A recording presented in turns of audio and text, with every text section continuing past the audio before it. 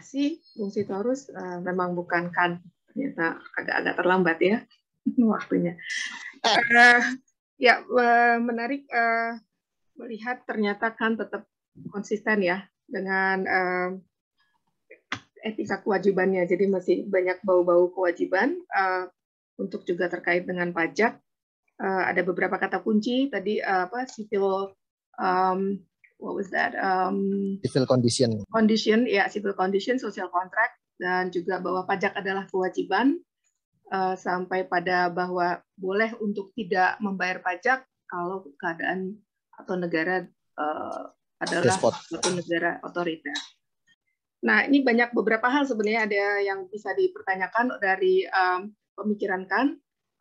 Silahkan dari rekan-rekan, dari teman-teman yang mungkin sudah ada pertanyaan, silahkan. Tapi saya lihat di chat box belum ada. Mungkin secara langsung ada yang mau raise hands juga boleh. Oke, ini ada. Yang raise hands belum ada ya, dan ini sudah ada di chat box dari Pak Frans Huang ya. Oke, Pak Frans Huang, ada pertanyaannya, silahkan kalau ingin langsung open mic. Dan David Lesmana. Pak Frans Huang, bisa di-unmute? Ya, Bu. Oke, silahkan Pak kalau mau bertanya langsung. Ya, tadi pertanyaan saya, apakah pandangan Immanuel Kant dapat menyadarkan masyarakat untuk membayar pajak pada zaman dia berkarya? Dan apakah pemikirannya masih relevan pada saat ini? Yang pertama, Pak Sitorus. Yang kedua, masyarakat mau membayar pajak jika ada asas manfaat yang akan diterima di kemudian hari. Misalnya fasilitas kesehatan, adanya jaminan atas keamanan dan ketertiban. Bagaimana pandangan Immanuel Kant tentang asas manfaat dalam membayar pajak? Terima kasih, Pak Sitorus. Saya langsung jawab ya. Silakan. Terima kasih Pak Frans Huang ya. Jadi tentu kondisi seperti di Jerman pada tahun 1700 itu kita tidak tahu banyak ya. Saya sendiri tidak tahu banyak. Tetapi kalau kita melihat sekarang ya, mungkin ya sekalipun di Jerman ada juga orang yang mengemplang pajak gitu. Misalnya bosnya Bayern Munchen itu Uli Hoeneß itu mengemplang pajak. Tapi secara umum masyarakat melihat bahwa pajak yang mereka bayar itu sangat berguna. Ya. Lalu itu menjadi pendorong motivasi mereka untuk disiplin membayar pajak. Ya. Saya dulu pernah di sana 8 tahun. Saya kenal beberapa orang teman pedagang gitu ya, pedagang-pedagang seperti biasa di pasar gitu ya. Mereka itu sadar sendiri membayar pajak. Ya. Tidak jujur mereka, karena mereka tahu pajak yang mereka bayar itu akan kembali juga ke mereka. Gitu ya. Pendidikan gratis, jalan-jalan bagus gitu ya. Kalau ada pohon ambruk itu petugas langsung datang, polisi juga kalau dipanggil langsung datang gitu ya. Jadi kesadaran membayar pajak itu memang tidak terlepas dari dimensi redistributifnya ya. Kalau masyarakat merasa bahwa pajak itu akan kembali juga kepada mereka ya, maka dengan demikian mereka juga akan memiliki kesadaran untuk bayar pajak yang tinggi gitu ya. Saya pikir di kita juga seperti tadi disinggung oleh moderator itu dengan BPJS itu atau dengan vaksin dan fasilitas publik dan lain-lain, mungkin sedikit demi sedikit kesadaran untuk membayar pajak itu mulai muncul di kita ya, sekalipun tentu belum semua. Memang ini membutuhkan waktu lama ya, menumbuhkan kesadaran itu membutuhkan waktu lama. Tetapi Immanuel Kant itu dengan jelas mengatakan bahwa pajak itu justru berguna untuk menjamin kondisi sipil itu ya. Kondisi sipil di sini tentu banyak dimensinya, bukan cuma agar masyarakat tidak berperang satu sama lain atau tidak chaos, melainkan juga ya untuk pendidikan, untuk pembangunan fasilitas umum, untuk hal-hal yang menyangkut kehidupan publik gitu ya. Karena itu Immanuel Kant mengatakan bahwa tanpa pajak, ya kita akan kembali kepada state of nature. Karena kalau tidak ada pajak, lalu siapa yang menjamin kehidupan bersama? Siapa yang membiayai polisi? Siapa yang menjamin penegakan hukum? Ya, itu kan semua hanya bisa dilakukan kalau ada orang membayar pajak, gitu ya. Jadi karena itu pajak itu menjadi apa ya, unsur yang begitu negara terbentuk harus ada pajak, gitu ya. Jadi itu bersamaan dengan pembentukan negara. Tanpa pajak, maka kehidupan politis atau civil condition itu menjadi kembali kepada state of nature. Begitu dia, Pak Huang. Oke, mungkin cukup ya Pak Huang ya. Oke, nanti kalau misalnya ada pertanyaan yang mirip dari rekan lain, silakan. Ini ada David Lesmana, tapi tadi mungkin Sitorus yang agak-agak terlalu optimis ya tampaknya ya, bahwa pajak akan menjamin kondisi kondisi sipil. Padahal mungkin keberadaan pajak sendiri belum tentu otomatis akan terjadi kondisi sipil. Maybe it's just the necessary condition. But we leave it there. Pak David Lesmana, silahkan pertanyaannya, silahkan open mic. Iya, selamat sore, selamat malam. Terima kasih Bu. Emang gelap ya? Kesempatannya. Maaf, ini lagi dalam ini juga perjalanan, jadi Oh, mungkin oke, baik. bisa jelas. Silakan, nggak apa-apa. Silakan. Videonya. Ya, ya terima kasih. Saya ingin bertanya aja, kalau tadi syarat-syarat unsur berdirinya negara itu harus ada pajak, itu saya sebenarnya kurang setuju ya. Karena kalau unsur-unsur negara yang pertama ya ada wilayah, ada penduduk, dan ada pemerintahan gitu. Karena kita lihat beberapa negara juga nggak menerapkan pajak ya. Nggak menerapkan pajak seperti Brunei dan beberapa negara lah ya. Jadi menurut saya itu bukan hal yang mutlak, Pak.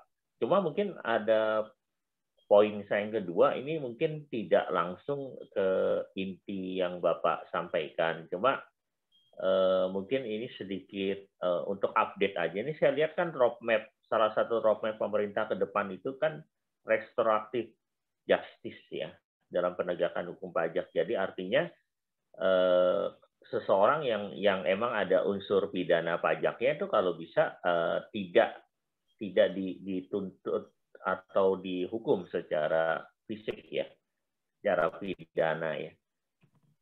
Karena pemerintah ingin dapat penghasilan gitu loh.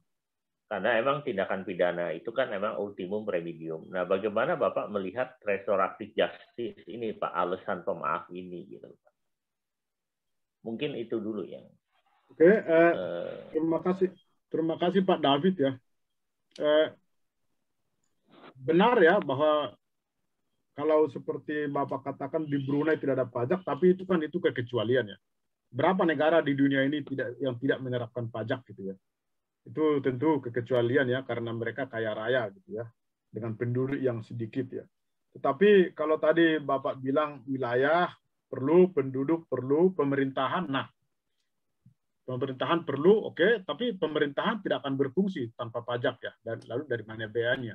Dari mana orang menggaji orang yang duduk dalam pemerintahan gitu ya. Nah, itu tentu benar dalam kasus Brunei ya, tetapi sebagaimana kita tahu, mungkin saya nggak tahu secara persis berapa negara di dunia ini yang sekaya Brunei dengan penduduk yang sedikit seperti itu ya. Jadi itu tidak bisa diuniversalisasikan, saya pikir, pengalaman Brunei gitu ya. Itu yang pertama. Yang kedua mengenai tadi apa itu? Restoratif justice, Pak.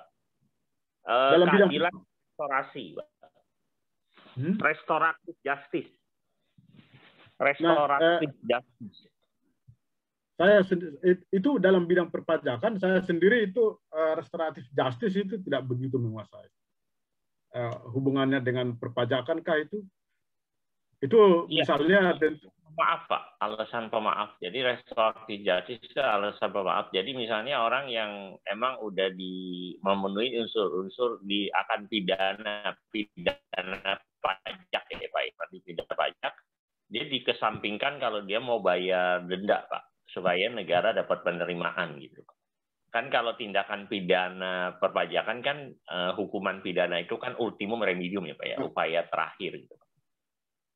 Nah, tentu motifnya itu adalah dengan pikiran rasional saya, motifnya adalah agar negara memperoleh lebih banyak uang lagi dari melalui pajak ya. Mungkin tidak ada motif lain dari itu. Jadi itu motif dibalik itu restoratif justice dalam bidang perpajakan. Kalaupun orang harusnya sudah bayar tapi tidak bayar, tetapi kemudian hukuman yang harusnya dijatuhkan sama dia itu bisa dimaafkan kalau dia membayar pajak, maka motifnya sebenarnya sangat pragmatis ya.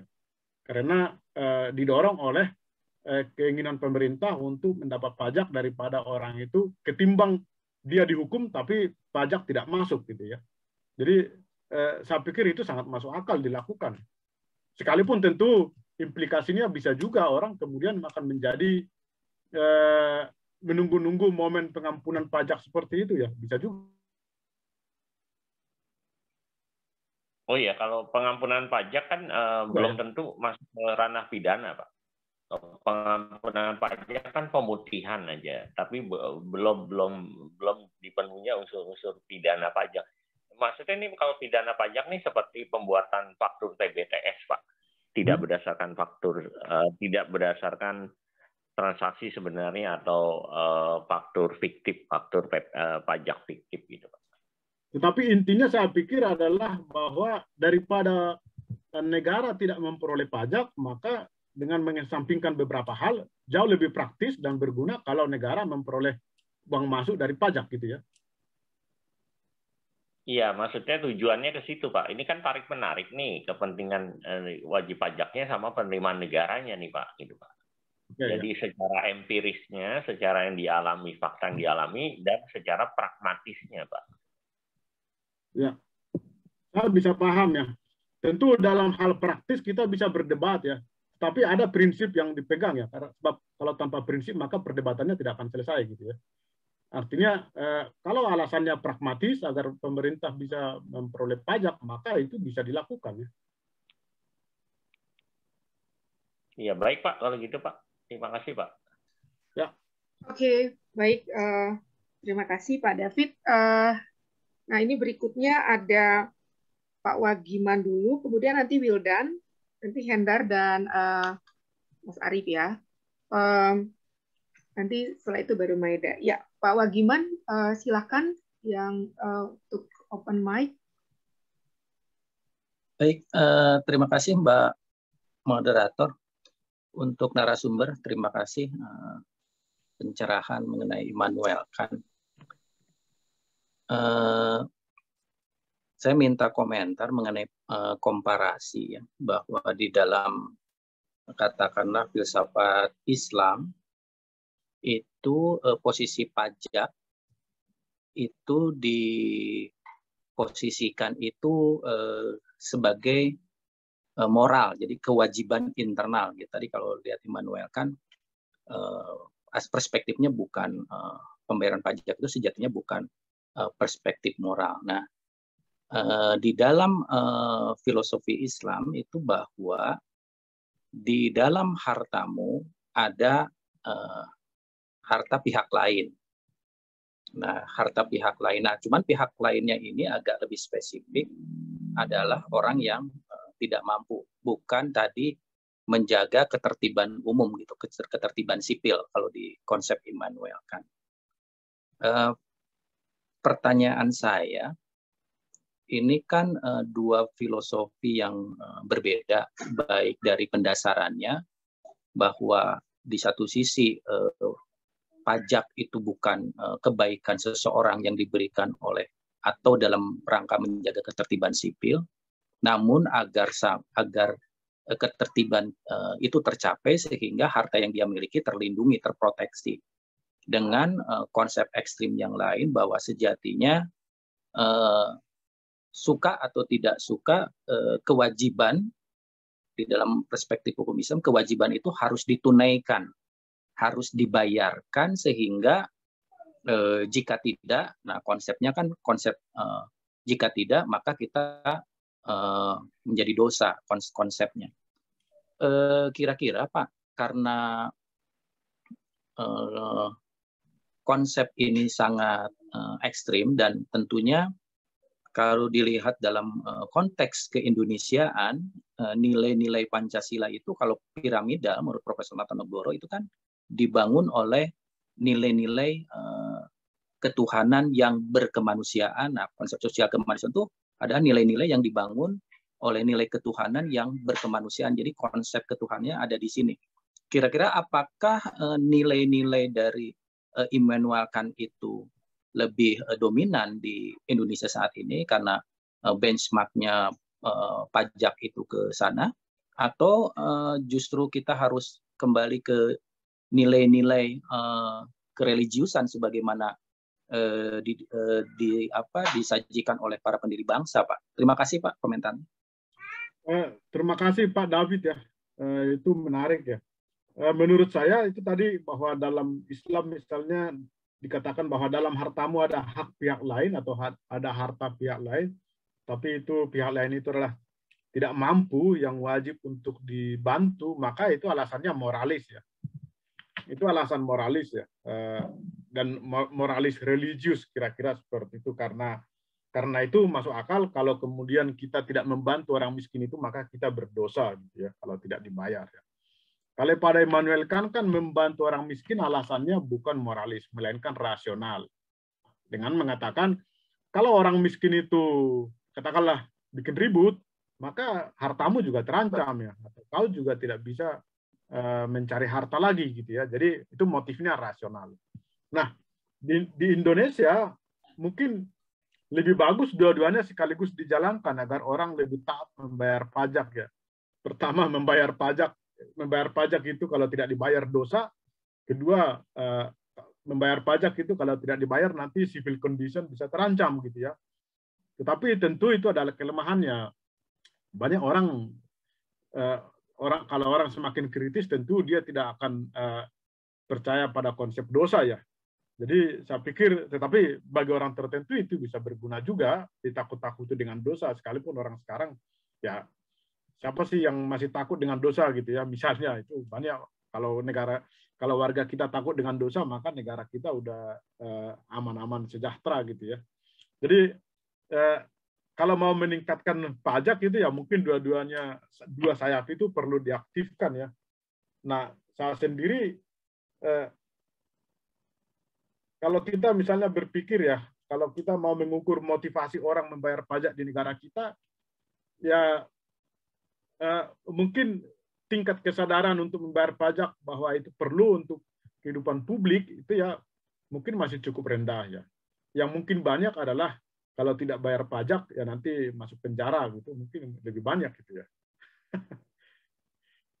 Itu menarik juga itu dilakukan penelitian mengenai itu ya. Apa sebenarnya motivasi mana yang paling tinggi yang mendorong kita untuk bayar pajak gitu ya. Begitu komentar saya Pak David.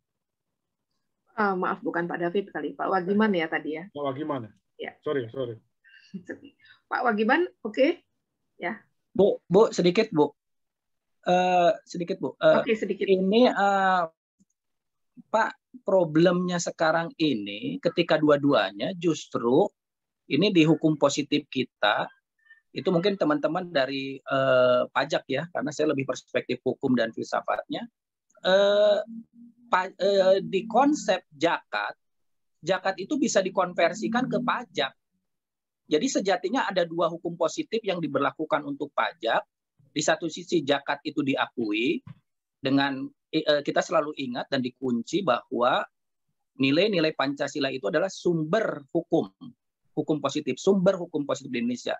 Di satu sisi, nilai-nilai Pancasila ditegakkan, dalam hal ini katakanlah untuk zakat, karena zakat itu bentuknya, ingat, undang-undang, padahal undang-undang itu berlaku untuk semua agama kan harusnya kan. Yang kedua, zakat itu bisa dikonversikan ke pajak. Berarti di situ ada dualisme negara dalam memberlakukan pajak. Itu mungkin ada teman-teman yang bisa komentar dari orang pajak nih. Terima kasih. Tapi apa masalahnya kalau zakat dikonversikan menjadi pajak? Itu justru bagus juga ya. Karena di situ motivasi religius, moralis itu menjadi motivasi rasional. Tentu itu bisa menjadi perdebatan lain ya.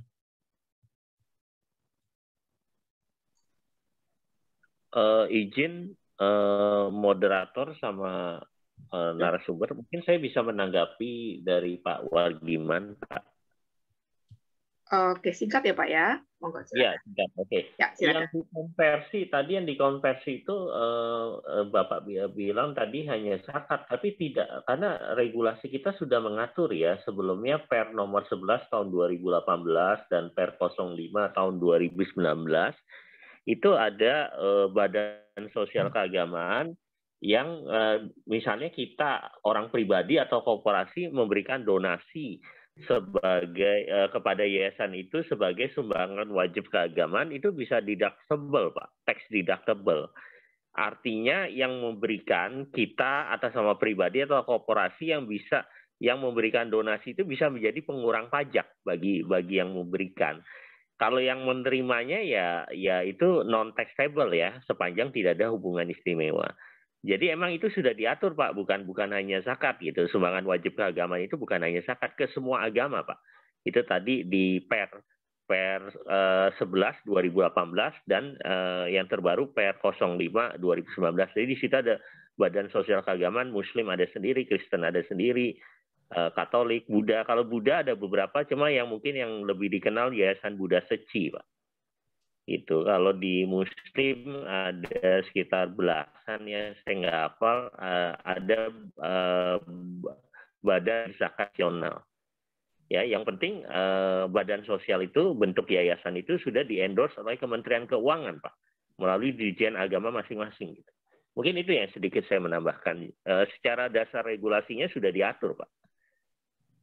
Oke.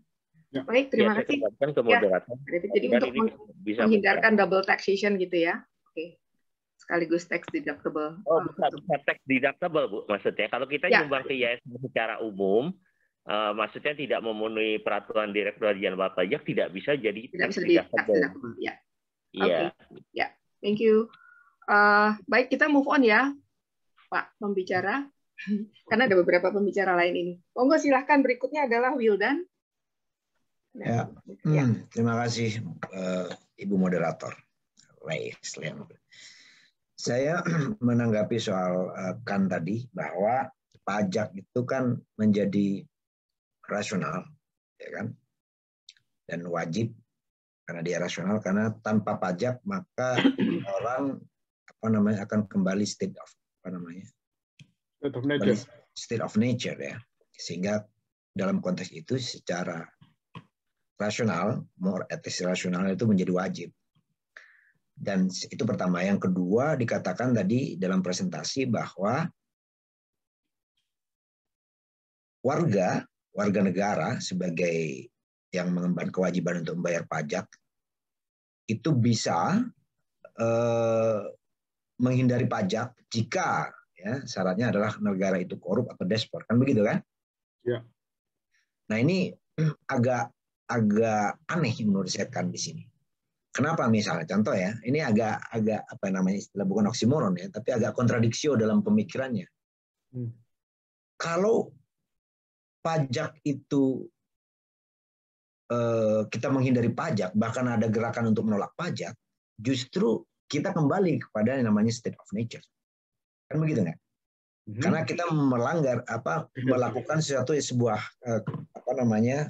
rasionalitas yang sebetulnya sudah mapan di situ. Jadi bagaimana mungkin kan memberikan pembenaran kepada sebuah tindakan yang justru mengembalikan, katakan pembangkangan untuk sipil untuk menolak pajak, misalnya, mengembalikan kepada kondisi, justru mengendorse pada kondisi state of nature, sesuatu yang chaotic gitu ya. Itu yang pertama. Ini agak aneh menurut saya. Kenapa? Karena gini. Justru menurut saya, karena itu tidak memberikan ruang pada apapun kepada mereka yang menolak pajak. Karena apa? Itu menjadi semacam kondisi kemungkinan sebuah tatanan supaya orang tidak kembali kepada state of nature ya. Meskipun tadi ada kasus, katakanlah Brunei lah, kasuistik lah, karena secara umum, secara universal, itu semua orang membayar pajak. Nah, ini agak aneh menurut saya. Bagaimana kan memberikan pengecualian, sementara pengecualian itu justru mengembalikan kepada kondisi state of nature. Itu saja. Yang kedua, kalaupun misalnya katakanlah ini kita kembali kepada fakta empiris. Kalaupun misalkan itu kita mengaminkan bahwa ada kondisi tertentu untuk menghindari pajak, menurut pemateri Bang Sitorus ini, kira-kira kondisi Indonesia sudah dibenarkan tidak ketika misalnya ada korup gitu kan, ada diskriminasi untuk orang untuk menghindari pajak. Terima kasih. Sudah ada dibenarkan tidak melihat situasinya? Ya, ini sekedar untuk orang menurutkan ya, sudah dibenarkan kita untuk menghindari pajak. Terima kasih. Oke, saya bisa jawab mulai nomor 2 ya. Tentu nomor 2 tidak, kondisi sekarang tentu tidak bisa menjadi pembenaran untuk tidak bayar pajak. Mengapa? Kalaupun pajak dikorupsi, kan yang korupsi itu juga dihukum ya. Artinya tidak ada sistem yang membuka kemungkinan bagi kita untuk melakukan civil disobedience untuk tidak bayar pajak. Gitu. Kecuali kalau yang koruptor pajak itu dibiarkan atau secara sistematik, ya baru mungkin kita bisa punya alasan untuk tidak bayar pajak ya. Tapi kita melihat bahwa yang mengkorupsi pajak itu dihukum ya, sejauh kita tahu ya. Karena itu tentu tidak bisa dijadikan alasan untuk tidak bayar pajak ya. Itu satu ya. Nomor 2, nomor 1 itu logika yang menarik ya. Kalau misalnya ada pemerintahan yang despot atau yang korup gitu ya, maka kita boleh tidak bayar pajak ya. Lalu logika Wildan itu, bukankah itu dengan itu justru kita membawa kita kembali ke state of nature ya? Nah itu logika yang menarik ya. Tapi jawabannya saya pikir adalah bahwa pemerintahan yang despot itu sendiri itu adalah sudah state of nature sebenarnya. Ya, itu sudah state of nature karena dengan pemerintahan yang despot itu berarti bahwa hukum itu bukanlah public law, bukan hukum yang dihasilkan berdasarkan kehendak umum ya, melainkan hukum yang dihasilkan oleh dekret pribadi personal sang despot gitu ya. Itu berarti sudah state of nature ya. Dan dalam state of nature secara logis pajak menjadi tidak berlaku gitu ya. Ya. Nah itu logikanya gitu ya. Jadi logika yang dikatakan Wildan itu juga menarik gitu ya. Bukankah kalau kita tidak membayar pajak justru kita sendiri yang menciptakan state of nature gitu ya. Tapi kan akan bilang tidak. Karena dengan pemerintahan yang despotik itu atau yang otoriter itu sebenarnya sudah state of nature juga gitu ya. Begitu dia akan menjawab gitu ya. Ya, kan itu sebetulnya sedikit menanggapi sedikit aja. Jadi kan itu memang saya bilang, jadi kan itu dengan memberikan istilah pajak ini sebetulnya tidak memungkinkan orang untuk menghindari pajak sebetulnya. Satu, katakanlah misalnya apa yang disebut despot, sehingga memungkinkan orang untuk menghindari pajak. Contoh misalnya kalau tadi di argumentasinya Sitorus, ya toh ada yang dihukum, ada hukuman di situ. Toh pasti sebuah negara pasti ada yudikatif yang selalu menghukum. Jadi itu suatu kondisi tidak mungkin. Setiap orang menurutkan tidak bisa menghindar lagi dari pajak sebetulnya. Karena itu tidak mungkin yang dikatakan. Bahkan dalam kondisi Indonesia pun misalnya, kita tidak bisa menghindari pajak karena pasti ada yang dihukum misalnya, ada koruptor juga di ini, sehingga kita tidak bisa tidak ada kondisi yang memungkinkan kita untuk menghindari pajak. Mana ada misalnya negara tanpa hukum misalnya, kan begitu. Oke, benar. Masalahnya adalah apakah hukum itu dihasilkan sebagai public law, itu masalahnya. Apakah hukum itu dihasilkan sesuai dengan, bisa saja dia dihasilkan melalui lembaga-lembaga legislatif, tapi yang dikomando oleh satu orang gitu ya, bisa juga. Tapi mungkin katakanlah, saya tidak tahu seperti, mungkin ini bukan contoh yang tepat, seperti Korea Utara misalnya. Ya, mungkin dalam kondisi seperti itu Immanuel Kant akan bilang kita secara moral itu boleh untuk tidak bayar pajak gitu ya, karena itu state of nature gitu ya. Misalnya seperti itu ya. Walaupun mungkin contoh itu tidak tepat, tapi yang dimaksud oleh Immanuel Kant adalah pemerintahan yang despot itu kalau pemerintah itu sewenang-wenang ya, mungkin ada orang dihukum tapi itu pura-pura dihukum misalnya, namanya juga despot ya. Kita bertolak dari konsep despotnya atau otoriternya ya. Artinya pemerintahan yang despot itu secara konseptual sebenarnya sudah sama dengan state of nature gitu ya. Karena tidak ada hukum yang dihasilkan oleh kehendak umum ya, melalui kehendak umum. Kira-kira seperti itu dia, Wildan. Tapi itu logika itu menarik ya. Logika itu menarik, bisa dikembangkan lebih jauh ya. Oke, terima kasih. Ya mungkin kalau boleh, mumpung bicara tax avoidance atau sebenarnya tax evasion ya. Kalau boleh dipertajam tadi kalau misalnya negaranya negara despot totalitarian, mungkin mudah ya untuk membedakan. Nah, bagaimana kalau negaranya sebenarnya negara demokrasi? Karena ini kan hubungan antara perpajakan dengan demokrasi. Hasil dari sebuah proses demokrasi, tetapi kebijakan perpajakannya dirasakan tidak adil oleh masyarakat.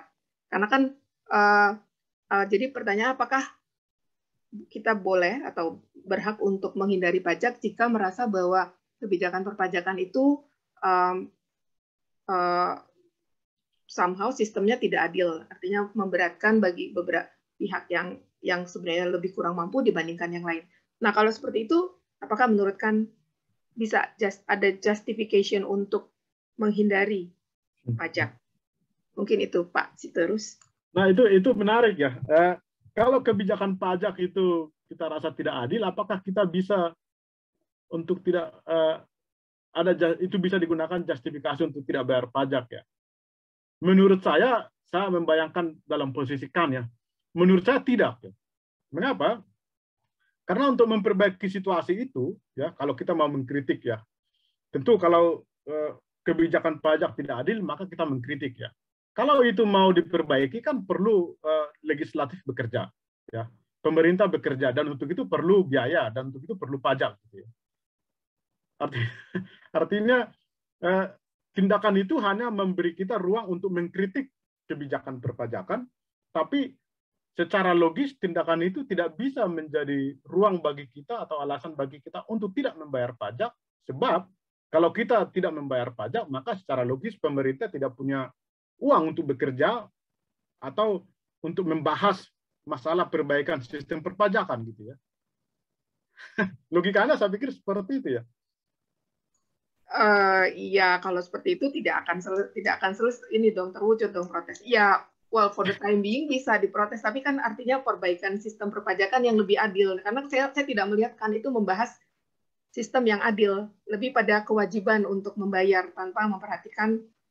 Karena memang agak kompleks kan kalau mau melihat apakah sistem yang pajak dikenakan pada seberapa kan seperti perpajakan yang baru kan bagi beberapa orang tentu bisa diprotes ya.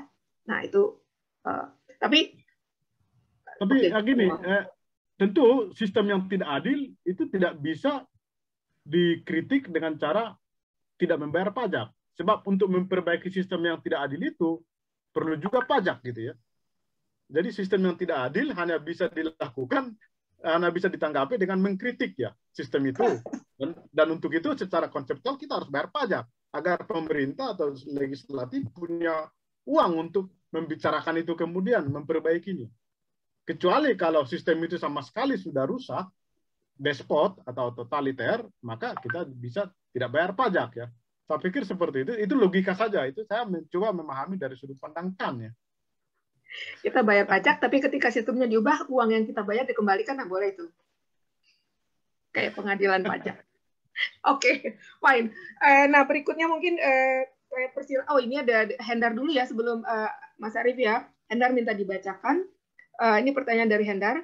Apakah kesadaran atau rasionalitas membayar pajak pada level relasi negara dengan warga negaranya dapat dijadikan panduan atau model untuk pembayaran jenis-jenis iuran lainnya pada skala yang lebih kecil atau komunitas, seperti iuran KAMSI, RT RW, iuran keorganisasian yang ada ADART-nya maupun tidak, bahkan iuran seperti perpuluhan gereja. Apakah skop kolektivitas sebagai subjek hukum ikut menentukan kadar kewajiban moral si subjek untuk membayar pajak? Monggo, itu pertanyaannya.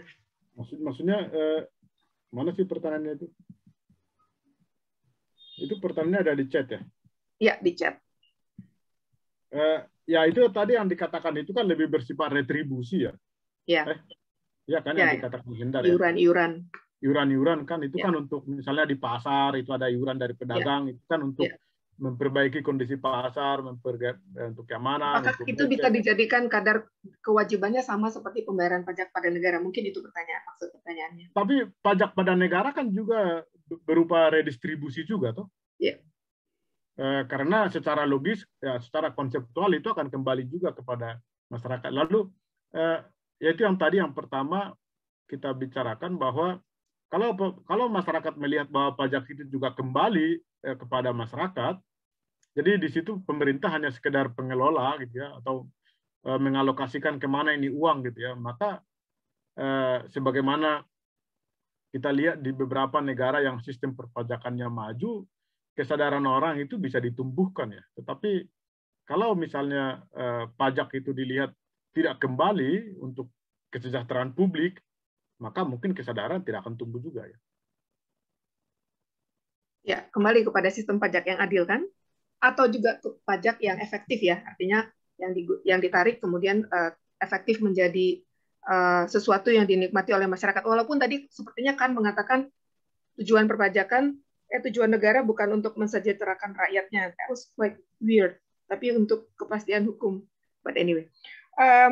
Baik, mungkin mudah-mudahan Hendar sudah oke ya. Nanti silakan kalau misalnya ada waktu dipertanyakan kembali. Nah, silakan sekarang Mas Arief. Monggo. Ya, terima kasih Ibu Reslian. Terima kasih juga Bung Sitorus.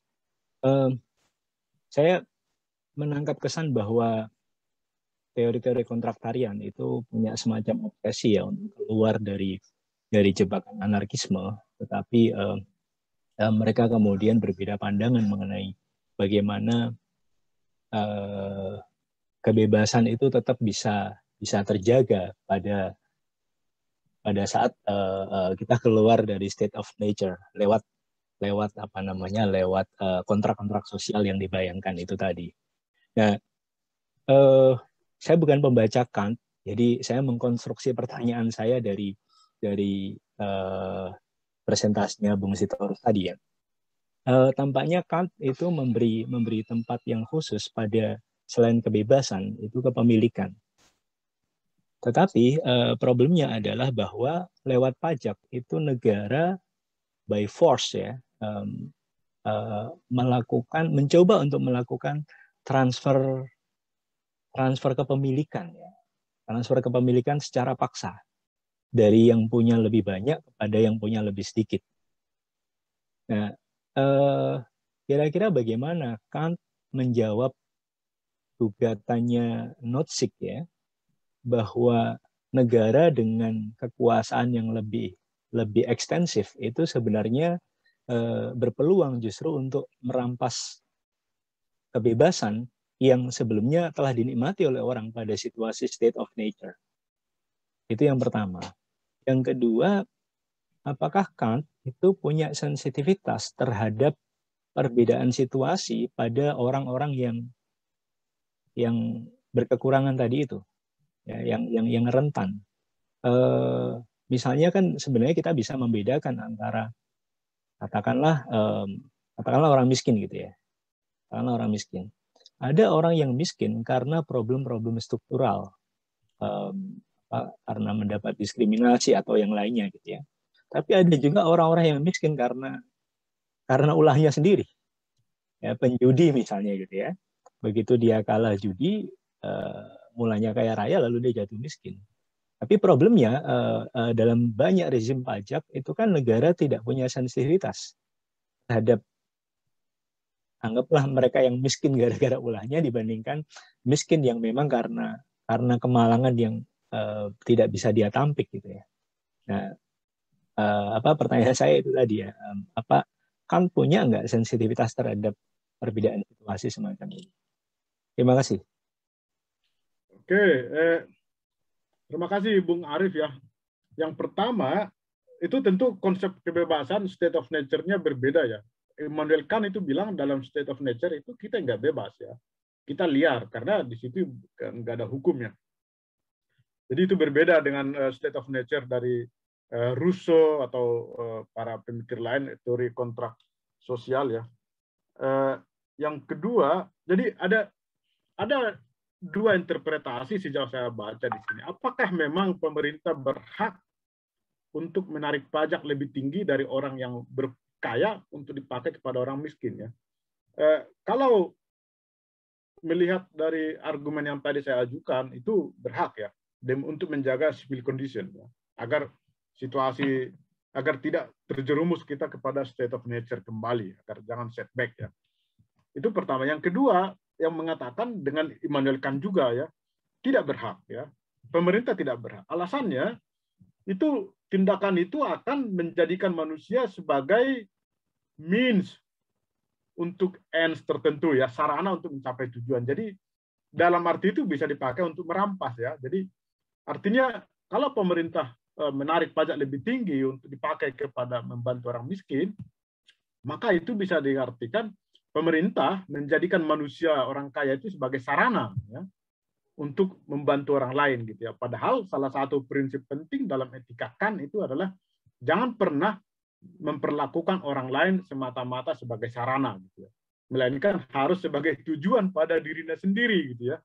Nah, itu satu interpretasi. Tetapi interpretasi itu bisa dibantah juga dengan Immanuel Kant juga, dengan mengatakan bahwa dalam hal pemerintah menarik pajak lebih tinggi dari orang kaya untuk dipakai membantu orang miskin, itu tidak bisa dikatakan bahwa pemerintah menjadikan orang kaya sebagai sarana. Karena pajak itu akan tetap digunakan membantu orang miskin untuk mendukung kondisi sipil, sehingga dengan demikian orang kaya juga bisa hidup tenang, gitu, ya, tidak terganggu, gitu, ya. Jadi kedua interpretasi itu ada juga yang mengatakan seperti itu, ya. Tetapi tetap menurut saya penarikan pajak lebih tinggi dari orang kaya kepada untuk orang miskin itu tidak bisa dianggap sebagai perampasan, karena tetap itu untuk mendukung civil condition di mana orang kaya juga ada, gitu, ya. Kalau civil condition merosot, state of nature, kekayaan juga tidak ada gunanya. Itu logikanya. Yang kedua, bagaimana kalau orang miskin karena ulahnya sendiri, gitu, ya. Nah, jadi saya juga pernah tanya itu kepada seorang teman di Jerman, ya. Ada kan banyak juga orang gelandangan, gitu, ya. Itu kalau karena pemerintah punya dana sosial dan membantu orang, ya, menyediakan rumah, menyediakan uang pengangguran, Arbeitslosengeld dan lain-lain. Lalu kenapa ada gelandangan, gitu, ya? Lalu jawabannya adalah mereka itu tidak mampu lagi untuk hidup sesuai dengan standar, gitu, ya. Artinya mungkin karena kebanyakan minum, lalu sarafnya terganggu, lalu dia juga tidak nyaman lagi tinggal di rumah, ya. Dia juga tidak punya rekening karena pemerintah kan tidak mungkin ngasih uang cash, kan, harus ke rekening. Untuk memenuhi standar bantuan itu dia juga tidak mampu, ya. Dan oleh karena itu dia menjadi gelandangan, ya. Kalau dia mampu, pemerintah akan membantu. Tapi kalau untuk memenuhi standar minimum saja dia tidak mampu, maka pemerintah tidak bisa membantu. Dan untuk itulah Immanuel Kant bilang bahwa pemerintah juga wajib membantu perusahaan, kelompok-kelompok atau kerja-kerja charity, ya. Karena untuk membantu orang seperti itu, ya. Karena ada juga orang yang memang tidak bisa hidup dalam sistem. Untuk memenuhi standar minimum sistem itu juga dia tidak mampu lagi, ya. Misalnya orang-orang keterbelakangan mental atau kebanyakan minum lalu sarafnya rusak atau main judi, macam-macam, ya. Nah, jadi dia tidak bisa lagi memenuhi standar, dan untuk itu kan bilang pemerintah juga wajib mendukung kegiatan-kegiatan charity seperti itu. Begitu dia, Bung Ari. Oke, ya, baik. Ya, berikutnya dari Maeda. Maeda, silakan pertanyaannya. Ya, makasih Kak Reslian. Halo Bang Fitz. Terima kasih atas penjelasannya. Mana kau nggak on cam itu? Iya, lagi pakai baju tidur, malu. Mau tanya Bang, sepele aja sih. Apakah kan sudah punya rumusan ya tentang teknis atau persentase pajak yang ideal dalam suatu kondisi ekonomi, ya? Atau katakanlah di masa Kant hidup, apakah dia punya rumusan teknis jenis termasuk jenis-jenis pajak? Kalau di kita sekarang kan pajak macam-macam, ya Bang. Termasuk kita membeli barang dari luar negeri pun pemerintah mengenakan pajak yang berbeda-beda karena terkait dengan sumber daya yang tersedia di dalam negeri, ya. Jadi kalau kita beli barang ke luar negeri kan ada barang lartas, istilahnya larangan terbatas, gitu, ya. Nah, itu kan punya spesifik penjelasan soal itu nggak, Bang? Terima kasih. Nah, itu pertanyaan menarik ya dalam hal teknis seperti ini. Kan itu ya filsuf itu biasanya kalau untuk menyangkut hal-hal teknis dia lumpuh ya. Dia tidak bisa diharapkan banyak ya. Sama seperti Wildan atau Arif itu kalau ditanya hal-hal teknis berapa persen suara yang harus dialokasikan untuk agar perempuan itu diadvokasi itu mereka nggak bisa itu. Nah, kan juga tidak menjawab, tidak akan bisa menjawab itu. Tetapi dia hanya mengatakan bahwa untuk mendukung tercapainya civil condition itu ya pemerintah berhak untuk menarik pajak dari setiap aktivitas ekonomi. Ya. Karena itu tadi bahwa setiap aktivitas ekonomi berhutang kepada civil condition ya. Karena civil condition itulah kondisi of possibility dari economical activities itu gitu ya. Berapa persen itu ya itu mungkin kan bilang itu akan diserahkan kepada orang-orang legislatif dan mereka bekerja melalui pajak yang kita kumpulkan gitu ya. Itu dia Maeda. Iya, karena kan problemnya memang kan di kita sekarang kan problemnya di angkanya kan, Bang, kalau kita warga ini. Ya, benar ya. Iya, Bang, terima kasih. Mungkin semakin pemerintah peduli untuk mendukung civil condition, maka dia akan punya wewenang untuk atau punya pertimbangan untuk menarik pajak lebih tinggi, sebagaimana di negara-negara Eropa misalnya, demi tercapainya kehidupan sipil yang terjamin, maka pajak harus lebih tinggi ditarik gitu ya. Iya. Oke, Bang, terima kasih. Ya. Oke, baik.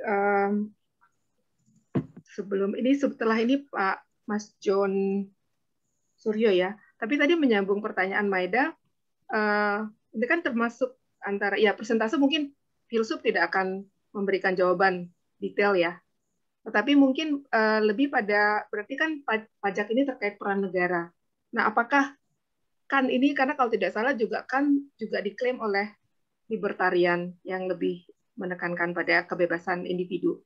Nah, di sini kan posisinya di mana? Apakah dia lebih pada big government dengan perannya menarik pajak kemudian berperan pada banyak kegiatan, atau lebih small government yang sebenarnya didukung oleh libertarian? Kira-kira dalam hal ini kan ada di mana ya? Kan itu lebih, jadi gini, pemerintah itu harus berusaha, harus berperan seminimal mungkin ya. Pemerintah itu harus berperan seminimal mungkin. Karena dia kan hanya menyediakan forma, bentuk, menjamin kepastian hukum. Itu saja.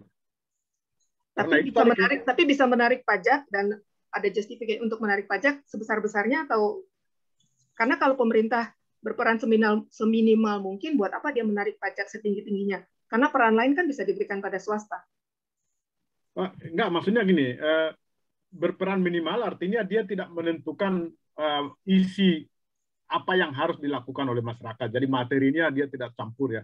Misalnya tadi mengenai kehidupan seperti apa yang ingin dia capai, agama seperti apa yang harus dihidupi, kultur seperti apa yang harus dipelihara, pemerintah tidak campur tangan terhadap itu ya. Tetapi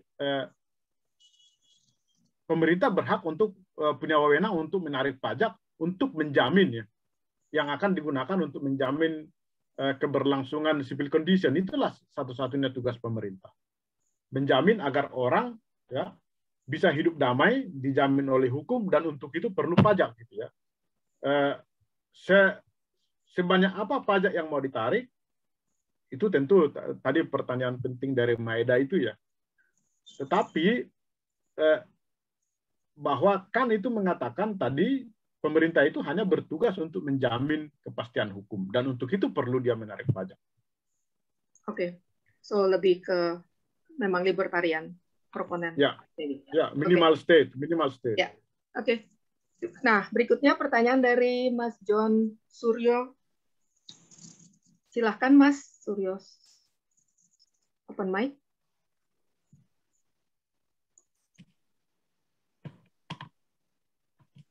Mas John Suryo nggak kebaca sisanya. Mas John masih adakah? Oke, atau saya bacakan pertanyaannya ya.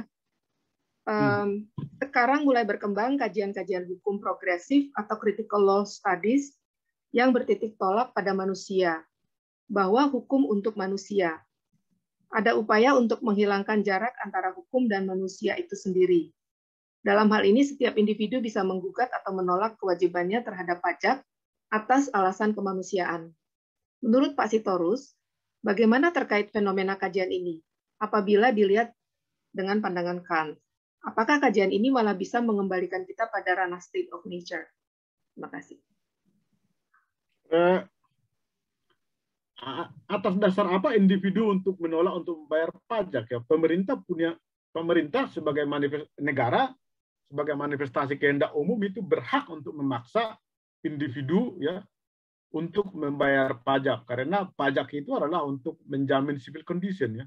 Nah di situ tadi ya mengenai state of nature, kondisi fiktif itu ya, itu justru menjadi basis filosofis bagi negara untuk memiliki wewenang menarik pajak, memaksa orang ya. Karena proses untuk masuk membentuk negara itu bukan arbitrary ya, bukan suka-suka gitu ya. Itu adalah keniscayaan demi kehidupan bersama gitu ya. Nah, itu yang dikatakan Immanuel Kant bahwa kita harus menganggap kontrak sosial itu sebagai faktual, pernah ada, sekalipun itu tentu tidak pernah ada ya. Lalu kita bertindak untuk menaati itu gitu ya. Kalau ada individu tidak membayar pajak, maka dia merupakan ancaman terhadap civil condition itu ya. Dan karena itu salah satu tugas pemerintah adalah untuk mempertahankan itu civil condition. Artinya negara berhak memaksa orang untuk bayar pajak ya. Kecuali ada alasan tertentu ya yang bisa diterima ya.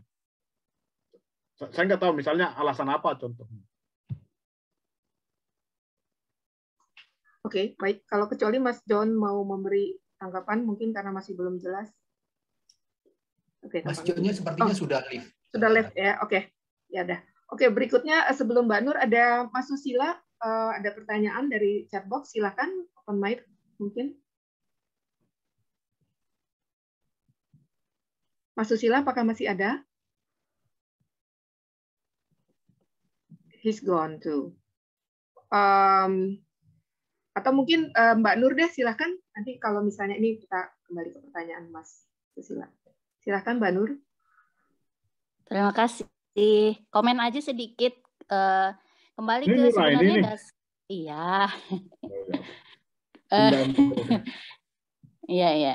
Kembali ke sebenarnya kan apa namanya tuh kondisi yang memungkinkan semuanya bisa berjalan dengan lancar itu berdiri dengan sesuai dengan yang dirancang oleh Kant itu adalah syaratnya adalah masyarakatnya rasional kan, ya kan?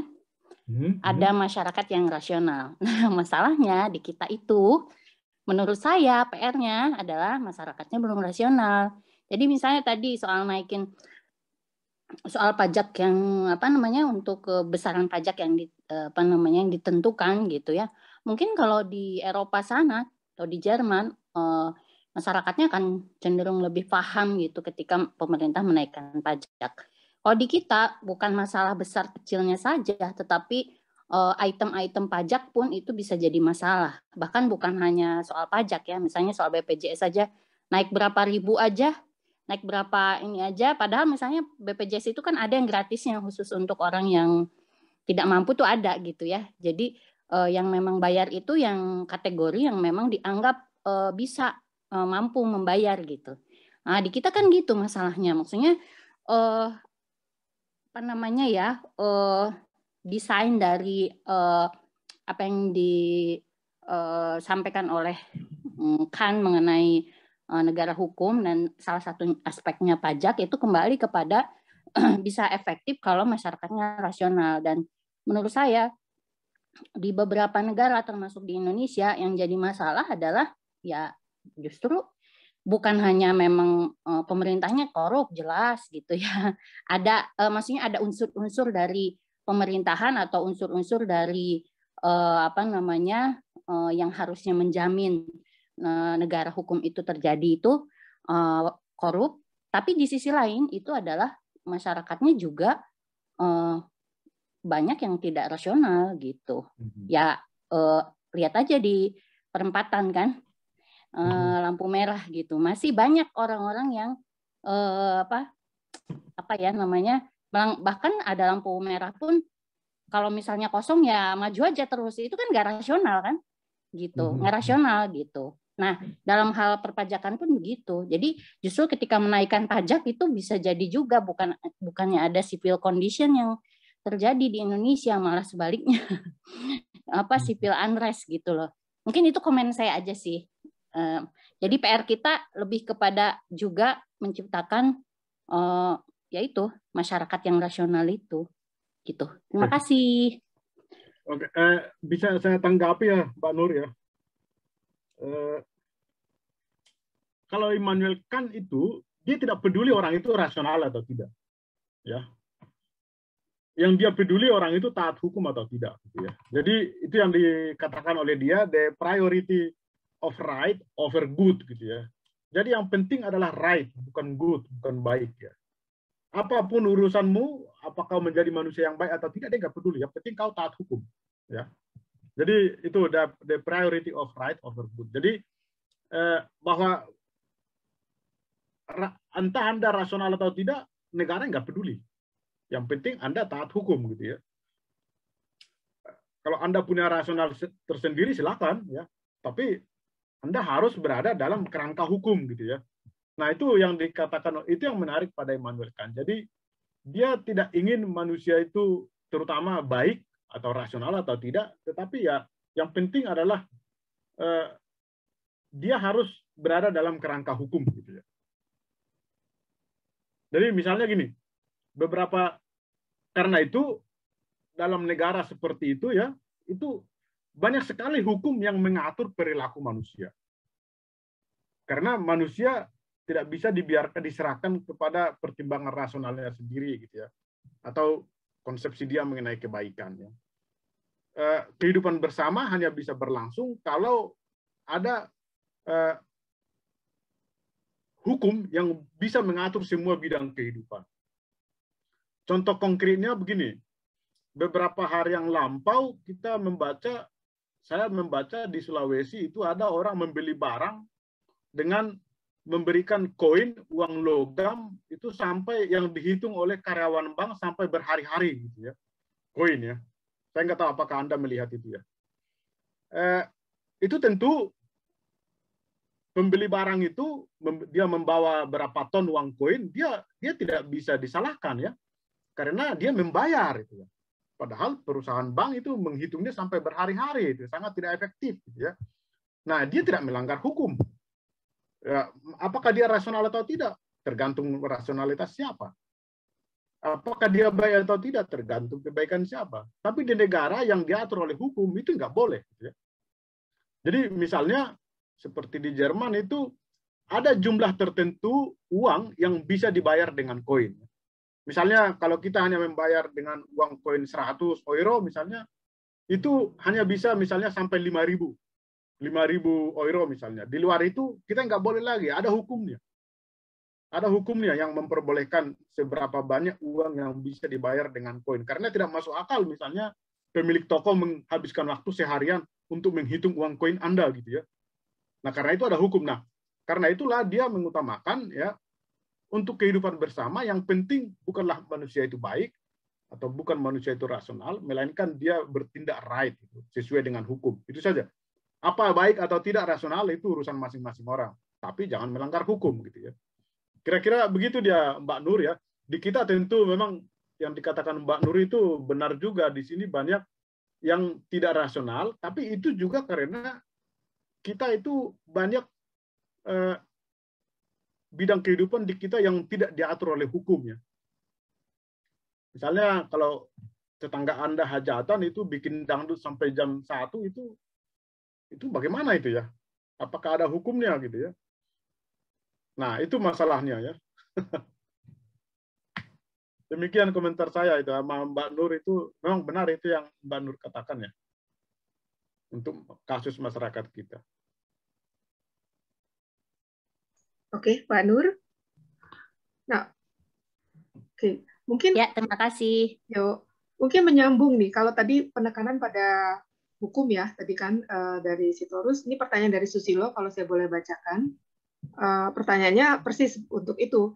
Jika negara dan produk hukumnya bersifat diskriminatif dan tidak melindungi kelompok minoritas, bagaimana harus bersikap dan membuat keputusan tentang pemenuhan kewajiban pajak? Kalau kan tadi asumsinya harus taat hukum ya, it doesn't matter dia mau secara moral atau baik atau tidak. Tapi kalau hukumnya sendiri diskriminatif dan tidak, ini dikatakan tidak melindungi kelompok minoritas, nah itu bagaimana orang akan memenuhi kewajiban pajaknya kalau atas dasar hukum yang seperti itu? Mungkin itu kembali tadi pertanyaan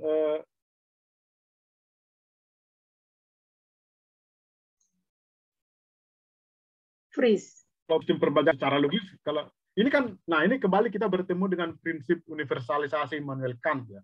Andaikan kalau setiap orang menganut prinsip itu tidak bayar pajak ya, lalu ya kita kembali ke state of nature.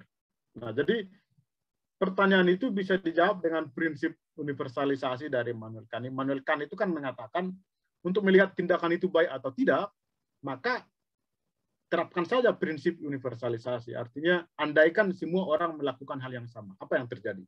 Gitu ya.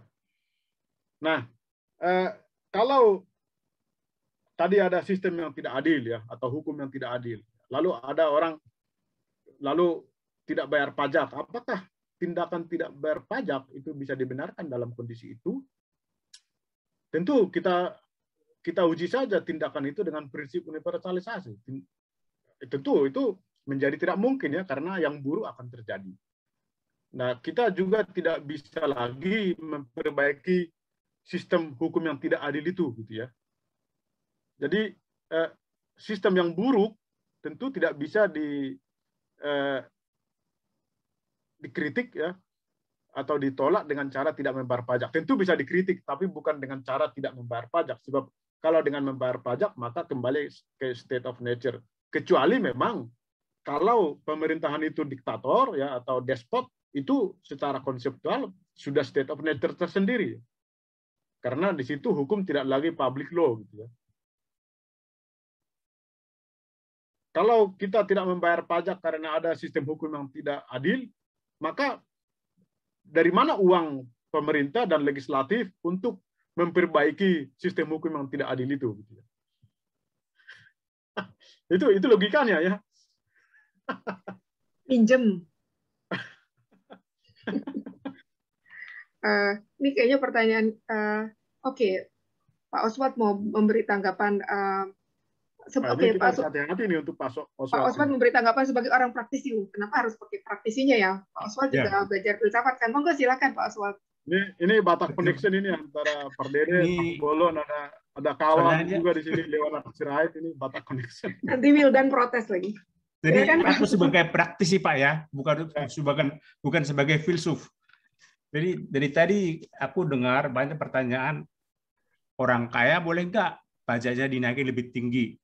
Terus andai kata tidak ada orang yang penghasilan tinggi pajaknya lebih tinggi, jadi standar pajak yang harus kita bayarkan berapa? Karena itu diperlukan dalam perencanaan penerimaan pajak oleh negara. Kalau itu tidak pasti, misalnya perdagangan omset segini harus terpajak segini.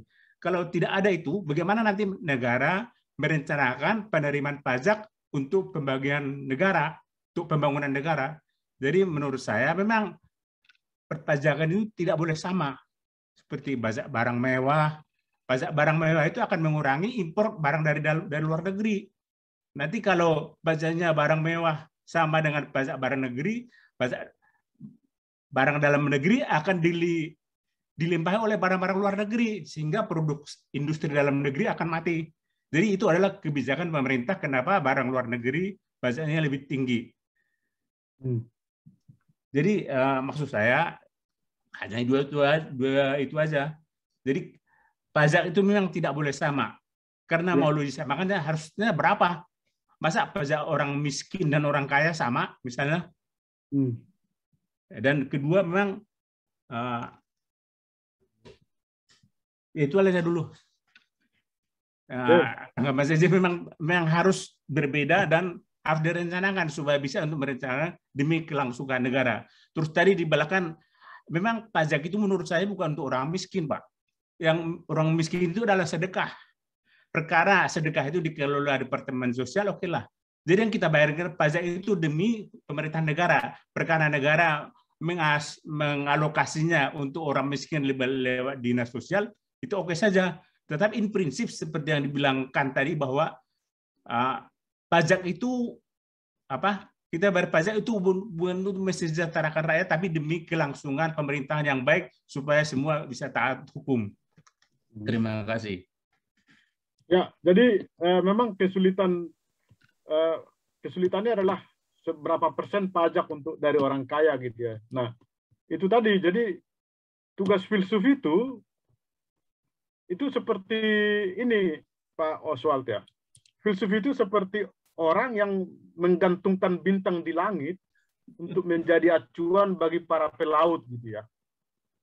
Jadi seberapa tinggi bintang itu digantungkan di langit itu ya itu tergantung filsufnya, tapi itu yang penting bisa menjadi acuan bagi para pelaut gitu ya. Misalnya, jadi tadi bahwa Immanuel Kant itu mengatakan bahwa orang kaya itu perlu dipajak lebih tinggi lalu diberikan kepada orang miskin, bukan tindakan charity tapi tindakan rasional ya.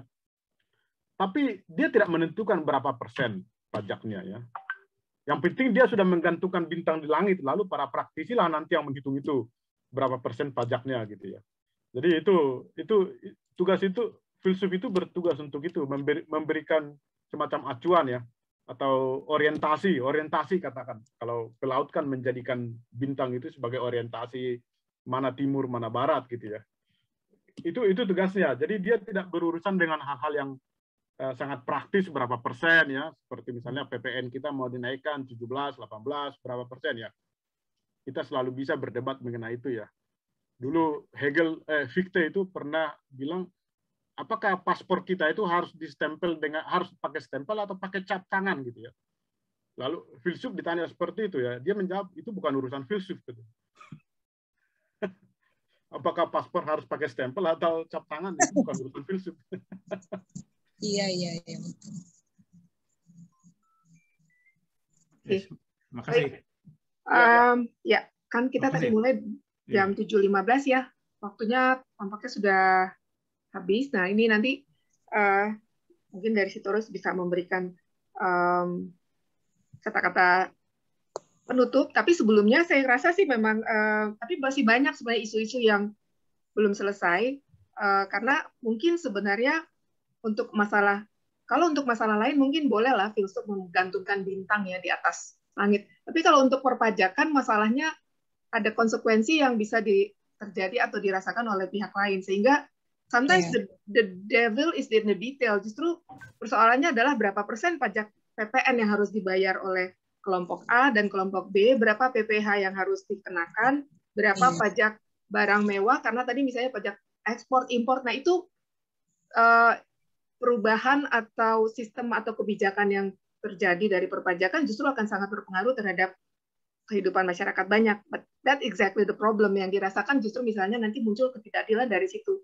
Bukan not so much on whether kita wajib atau tidak membayar pajak, tapi lebih pada sistem perpajakan atau kebijakan perpajakan seperti apa yang bisa membawa keadilan atau mendorong pihak-pihak yang terkait untuk berusaha lebih baik. Karena kan dia juga bisa memberi insentif ya, sistem perpajakan juga bisa memberi insentif pada pihak atau sektor tertentu.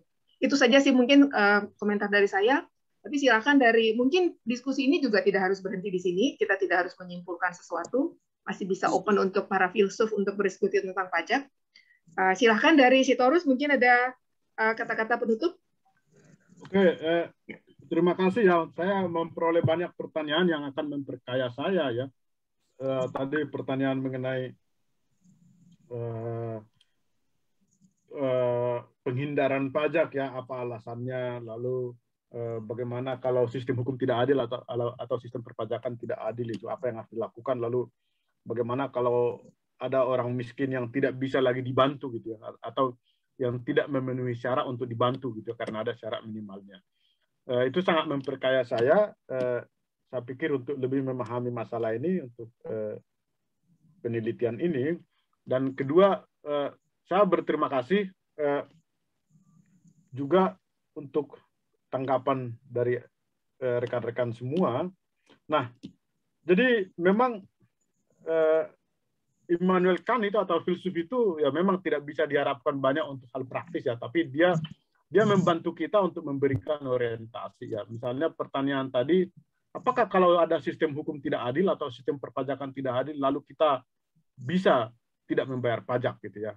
Nah, itu kan sebuah pertanyaan ya.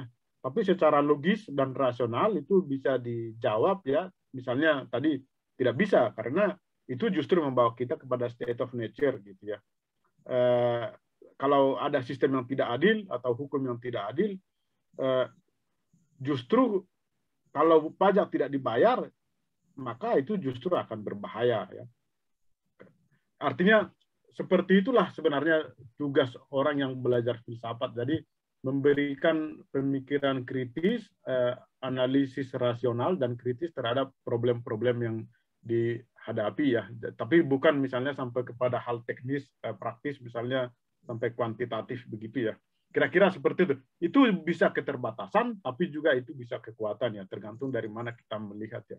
Karena filsafat itu memang bidang yang ya kerjanya lebih banyak berargumentasi ya. Lalu apakah argumentasi itu rasional atau tidak, itu tentu bisa dinilai ya. Saya pikir itu yang mau saya katakan. Dan kalau misalnya dalam diskusi-diskusi berikutnya, misalnya hal seperti itu juga terjadi, masalah pertanyaan-pertanyaan praktis ya, kita udah kira-kira bisa misalnya mengantisipasi gitu ya. Kalau untuk hal-hal praktis, filsuf tidak bisa diharapkan banyak. Kira-kira seperti itu ya. Karena dia lebih dilatih untuk berpikir dan menganalisa secara kritis ya. Misalnya pertanyaan-pertanyaan tadi ya. Syarat-syarat untuk tidak bayar pajak itu apakah misalnya kalau ada sistem atau sistem hukum yang tidak adil atau tidak, apakah itu? Nah, dia akan memberikan jawaban. Misalnya ya tidak bisa, itu akan tidak punya uang lagi nanti pemerintah untuk memperbaiki sistem itu gitu. Oke, itu yang mau saya katakan ya. Tapi terima kasih untuk komentar-komentar dari rekan-rekan semua. Baik. Atau kalau Eman mau bertanya, silakan tadi. Khusus untuk Eman, kayaknya boleh deh. Eman, tanya dong. Mana nih Eman? Waduh, ini on the spot ini. Pertanyaan terakhir nih. Oke, ini sebetulnya apresiasi aja lah untuk Pak Sitorus yang untuk sampaikan soal pemikiran Kant tentang pajak, hubungannya dengan kepemilikan, tentang alasan berdirinya state kan. Jadi kelihatannya memang Kant melihat pajak ini sesuatu yang sangat eksistensial terkait hidup matinya sebuah negara gitu kan. Dan beberapa diskusi tadi justru memberikan fakta bahwa beberapa negara justru tidak ada pajaknya. Jadi alasan adanya negara juga ternyata tidak juga gara-gara pajak gitu kan. Nah, yang mau saya angkat itu sih dua hal. Yang pertama soal yang tadi Om Sitorus bicara soal dalam kondisi state of nature, maka kepemilikan atau properti itu tidak jelas, itu kan. Misalnya soal kepemilikan lahan ini punya Pak Sitorus atau punya Ibu Pardede atau siapa kan misalnya. Lalu juga aturan yang mengatur hubungan antara orang ini dengan barang yang dimilikinya juga menjadi tidak jelas.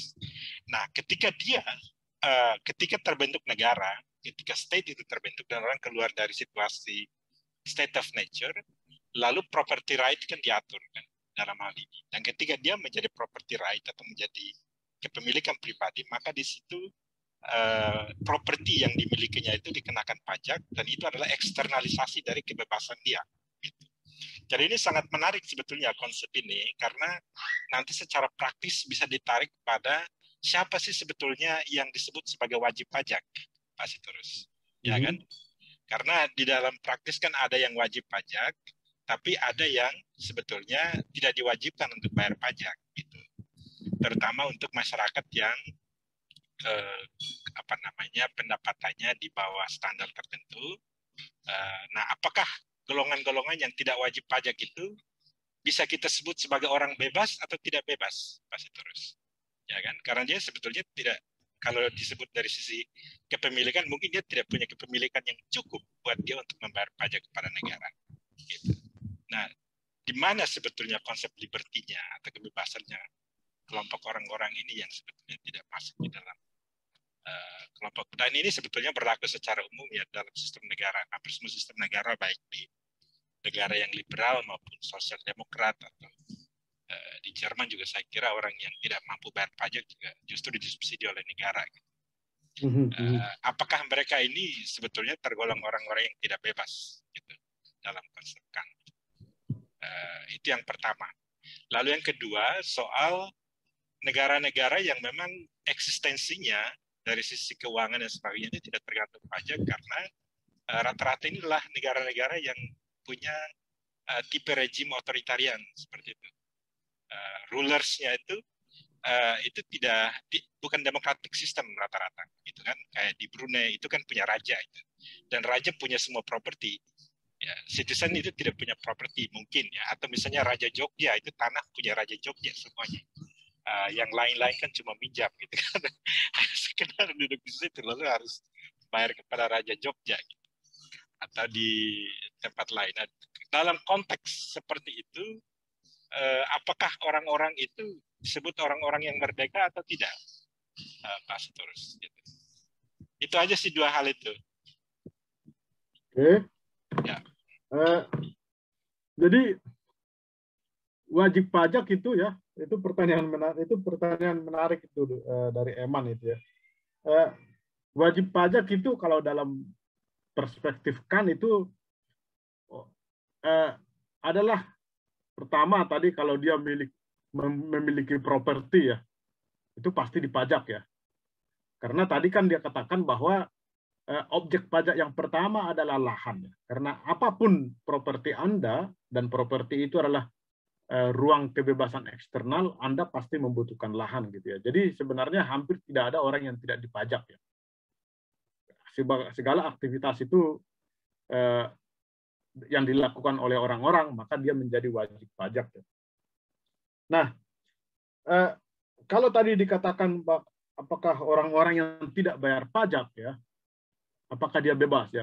Justru orang-orang yang tidak bayar pajak, misalnya karena miskin, itu justru tidak perlu bayar pajak agar dia bebas gitu ya. Jadi kebebasan itu nah ini kekhasan pengertian kebebasan dalam tradisi filsafat di Eropa ya. Kebebasan itu bukan dipahami dalam pengertian seperti Isaiah Berlin gitu ya, freedom for atau freedom from gitu ya, bebas dari atau bebas untuk ya. Itu kan dia two concept of liberties gitu ya. Kebebasan di sini dipahami sebagai otonomi ya, autonomos gitu ya. Jadi memberi hukum untuk dirinya sendiri, itulah sebenarnya kebebasan. Nah, orang-orang miskin itu justru karena dia miskin, maka dia tidak bebas ya. Karena dia tidak bisa mengatur dirinya sendiri, dia tergantung pada orang lain. Karena itu untuk mendukung kebebasan dia agar dia bisa menjadi hidup bebas, mengatur dirinya sendiri, justru dia harus disuplai, justru dia harus dibantu ya. Kalau tidak, dia tidak bebas, dia akan selalu tergantung pada orang lain gitu ya. Jadi orang miskin itu justru tidak bayar pajak agar itu bagian dari upaya pemerintah untuk mendukung kebebasan dia, agar dia bisa otonom, tidak selalu disantuni gitu ya. Itu satu ya. Jadi orang-orang seperti tadi, kalau misalnya raja di Jawa atau di Brunei gitu ya, kalau semua properti milik raja, apakah mereka bebas ya?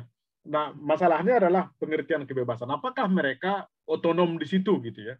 mungkin secara praktis mereka bebas, artinya mereka punya ruang untuk melakukan otonominya, tetapi apakah mereka punya hak milik? Nah, itu yang perlu dilihat. Saya sendiri tidak tahu persis bagaimana sistem kepemilikannya, tapi pasti mereka punya hak milik ya.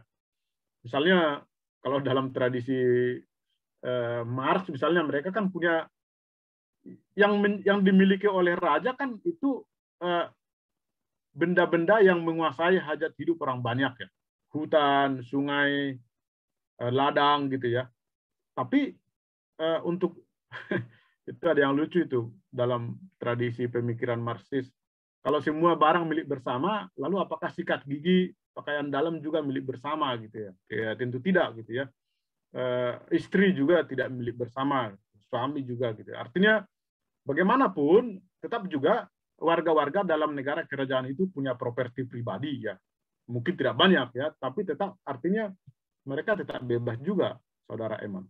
Karena mereka punya properti ya. Bahwa ruang kebebasannya tidak seluas di negara demokratis mungkin ya. Karena tadi semua adalah milik raja ya. Tapi tetap mereka punya barang milik pribadi. Nah, jadi itu yang dikatakan oleh Immanuel Kant. Di sini Immanuel Kant mau memperlihatkan tadi mengenai peranan filsuf kembali, fondasi rasional dari pemberlakuan pajak. Jadi pajak itu kalau menurut Immanuel Kant sama sekali bukan bentuk kekerasan ya atau perampasan yang legal, sama sekali bukan. Nah, ini salah satu pandangan mengenai pajak yang menurut saya cukup meyakinkan ya. Tentu ada juga pemikir lain yang menolak pajak dengan argumennya, tapi argumen Immanuel Kant mengenai kewajiban untuk bayar pajak itu menurut saya sangat rasional. Seperti itu, Bu Reslian dan Saudara Eman. Oke, Om Sitorus. Terima kasih. Oke, baik. Semuanya, terima kasih Om Sitorus, jadi manggil Om. Terima kasih teman-teman semua, sudah 21, hampir 21.30. Saya rasa tidak perlu kita simpulkan. There are still a lot of things yang bisa dibawa pulang dan dipikirkan ya. Sitorus ya, belum tentu selesai kan, belum tentu solve ya. Oke, so sampai ketemu semuanya minggu ke dua minggu lagi.